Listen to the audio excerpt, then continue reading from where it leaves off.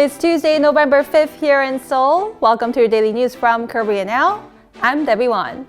South Korean President Jae-in has asked for continued support from the ASEAN member states for the slow-moving peace process on the Korean peninsula, saying North Korea and the United States are bracing for the most critical point in their negotiations.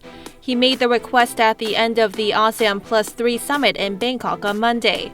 And just before the session, President Moon also held one-on-one talks with Japanese Prime Minister Shinzo Abe for the first time in 13 months. And the conversation, which lasted for about 11 minutes, proceeded in a very friendly and serious mood, according to South Korea's presidential office, raising hopes of possibly mending the frayed ties between Seoul and Tokyo.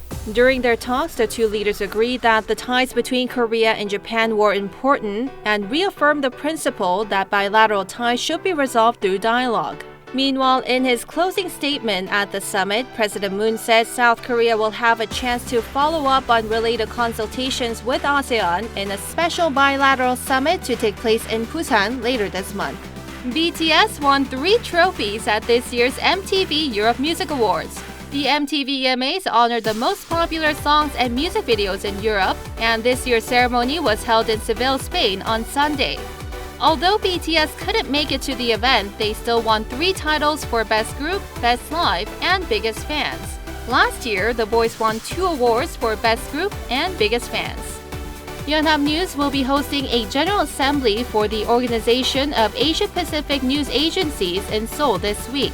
The 17th OANA General Assembly will take place at Lotte Hotel Seoul from Thursday to Friday, bringing together representatives from 43 news agencies in the Asia-Pacific region, including Shinhan News Agency from China, Japan's Kyodo News, and the Information Telegraph Agency of Russia.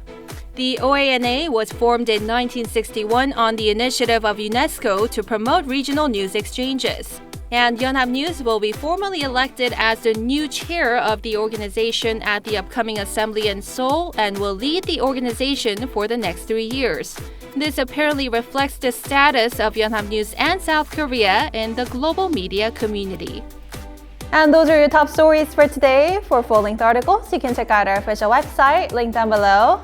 As always, don't forget to subscribe to Korea Now for more daily updates.